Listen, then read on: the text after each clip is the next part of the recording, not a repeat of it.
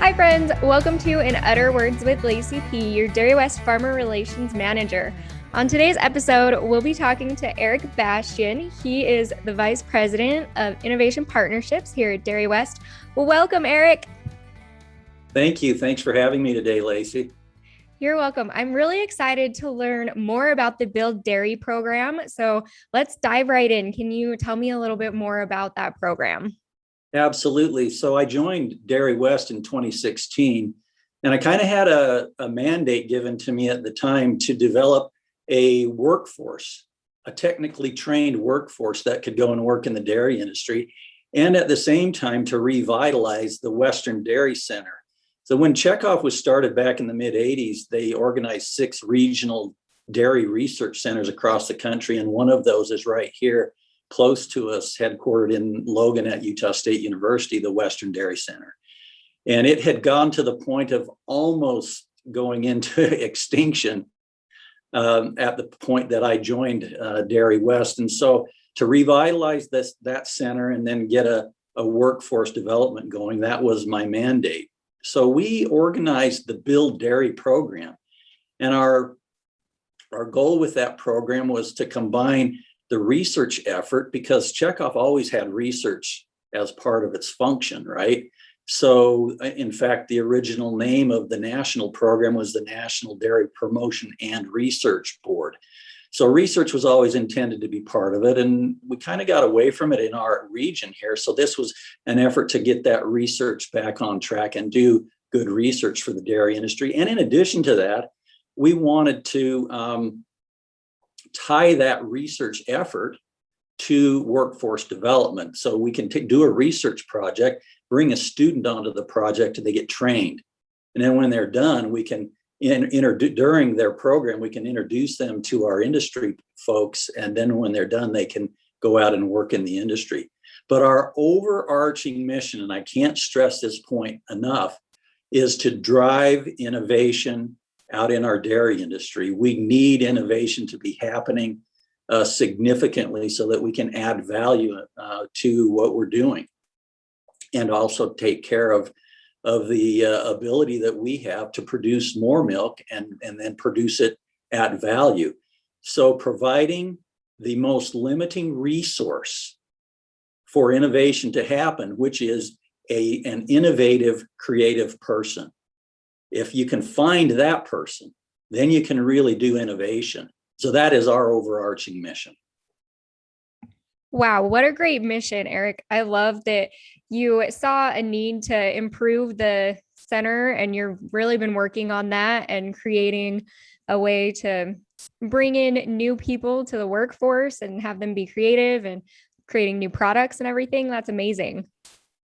Yeah, I'm really excited about it. And right now we have 42 what we call alumni.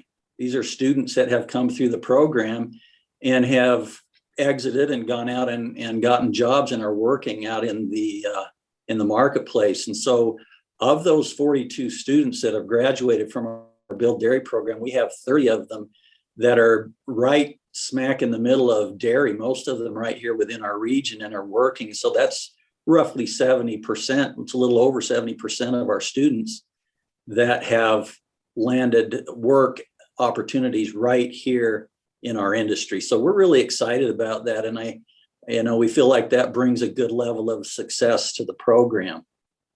We typically have about 40 students at any given point in time. And it's a 2-year program. So what that means is that every year we have about 20 students who graduate, and then we try to bring another 20 students into the program. So we've kind of reached this point of stasis where we have, a constant flux of people coming into the program and graduating from the program. So we're really excited about that and excited about these young people. They're so full of energy and creativeness in their minds. They really like getting out and getting going. And they really do help to bring innovation to the companies that they work for in the dairy industry. Wow, I feel like you're making a big difference for our industry, but also for these students and helping them find career paths that they really enjoy. That's amazing. You're really helping a lot of people by doing this. So yeah, great it's work. interesting. It's interesting, Lacey, because students, when they come to college, they never think about dairy. They don't even think about food as being an area where they'd go to work. I mean, they're thinking about medical or maybe becoming an attorney or doing engineering or something like that. And so they have to find it, and we have to help them find it. So there is, a bit of a thing that we try to reach out and find some of these students that are, technically capable that we can bring into our build program. And obviously the program is based on having the highest quality people that we can find. And so we do try to do that. That's awesome. I love all the work that's going into innovation and getting lots of students into the program. That's great.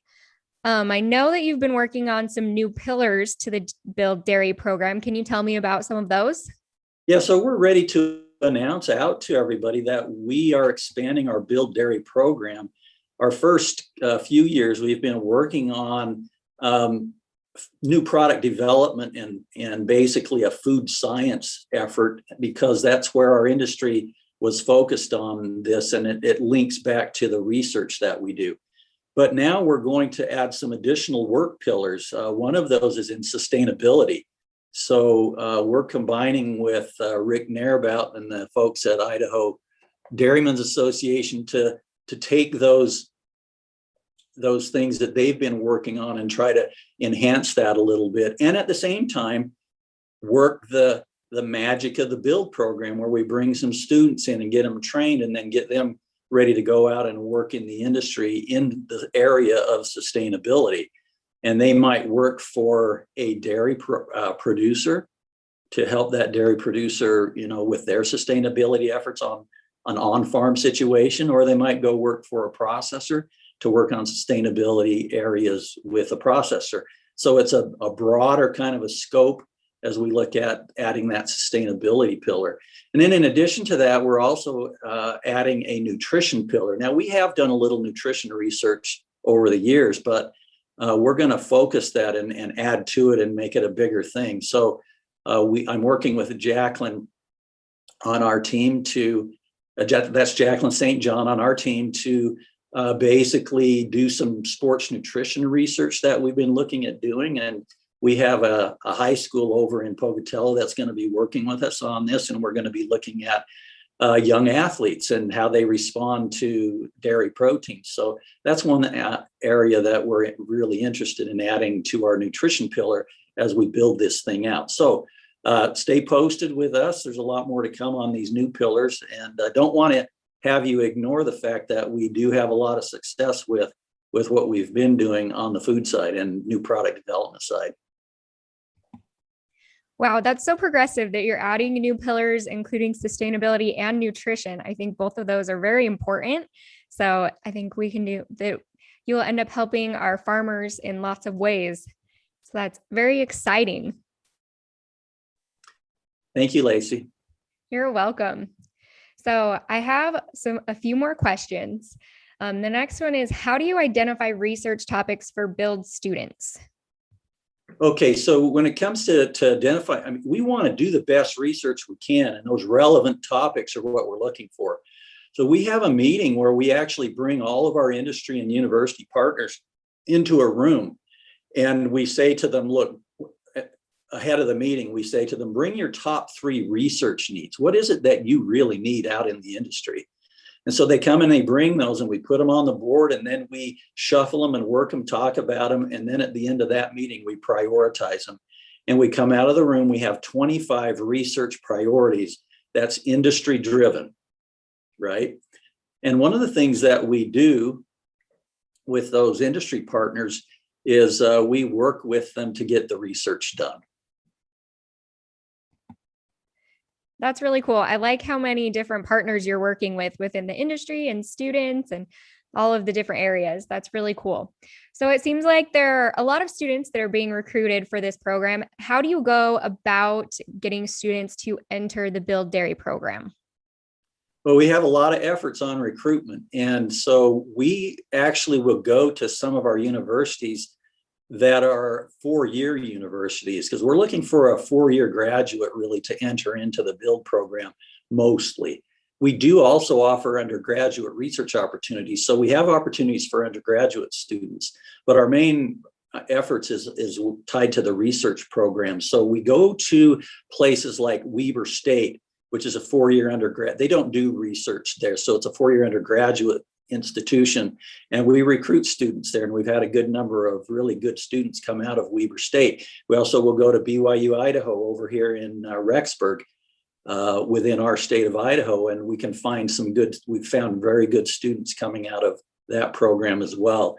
We also will recruit even a little bit back into the high school level. We've gone to FFA groups and others to try to talk about what we do and get even younger people interested in it. So it's all of that kind of thing. Then the other thing that we've done recently is we've put a very strong presence out in the internet space. So we have a LinkedIn channel for Build Dairy, and we also have a Twitter channel for Build Dairy, so that we have messaging and stuff going out all the time. And we're hoping that that will be an additional recruiting tool to get students into our program.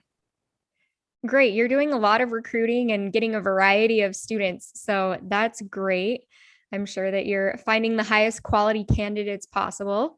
So once you have these students recruited, what's the cost like of funding a typical 2-year Build Dairy project? That's a great question, because it actually takes more money than you might think to do one of these research projects for 2 years and train a student. We pay the tuition for the student, and we also give them a stipend. Each of these research students is considered to be a half-time employee at the university. And so we have a stipend that they get paid. So when you take that and then combine that with the supplies and the things that you need to purchase and the instrumentation that's required to do the research, our typical program for a 2-year project is about $100,000. And so it is a significant investment. So, but we don't pay for all of that from checkoff dollars. Because remember that I told you that we have our industry partners that come and give us their research ideas. We always keep track of who gives us their research idea, and then we go back to them and say, hey, are you interested in co-funding this project with us? And so we're stretching the dairy farmer dollars by bringing those industry partners in and having them participate and putting some skin in the game alongside us. And so we have about 1/3 of our finances, the funding for Build Dairy, coming from both industry partners. And then the other thing that we found is that the universities themselves are pretty capable at finding matching funds, co-funds for running these projects. So we have a significant portion of funding coming from directly within the universities as well. That's awesome. It's cool how many different people you're working with, from the universities to the industry partners, to get the funding to make this happen. So can you give me an example of how a Build graduate is utterly enhancing our innovation within the dairy industry? Yeah, that's the overall mission, remember? And so I want to give you one example. We had a young man, he lived in California, his name's Brandon Carter. He actually started a undergraduate program at BYU and heard about what we were doing with Build. And so when he was about, I think, a junior, we had recruited at BYU and had conversation with him. He decided that he wanted to do an internship. So he went to Glanbia, was one of our dairy processors in the state, and did an internship with them. And then he decided and he finished his 4-year degree, and he said, I want to do a graduate program. So we said, well, let's hook you up with our Build Dairy. What do you want to work on? And he said he wanted to work with sensory and kind of flavors and all that kind of stuff. So we sent him out to work with Marianne Drake at NC State. And while he was there, he got connected to Dave Barbano, who's very strong in processing. So he worked kind of a combination of processing and this flavor piece. And when he got done, he got hired at High Desert Milk, which is one of our processors here. High Desert Milk is a vertically integrated dairy operation. There are 5 dairy producers that push milk in there. And since Brandon started there about a year ago now, they have been adding on to their commodity base of milk powder and butter some value-added innovations that Brandon has helped bring to them. So I think that's a perfect example of showing how we can actually bring a student in, get them trained, place them in a company, and then they start to help that company move into innovation, because High Desert has been a commodity company prior to this. So he's helping them bring value. I love this, Eric. I feel like the Build Dairy program really is a value-added program. It really adds value in so many places for so many different parts of our dairy community. And I think that that's amazing. I've really enjoyed learning about Build Dairy today and how you're going through and training students and working with industry partners, and you're expanding to new pillars, including sustainability and nutrition. There's just so many great things happening in the Build Dairy program. And I'm really glad that we got to hear about that today. Yeah, thank you, Lacey. And thank you for inviting me to come and do this with you today. And thanks for the conversation. It's been a nice back and forth. I appreciate it. You're welcome. It's been great to talk to you. And to you. Great. Well, that's all for our podcast today. So thanks everyone for joining. Go out and milk your day for all it's worth.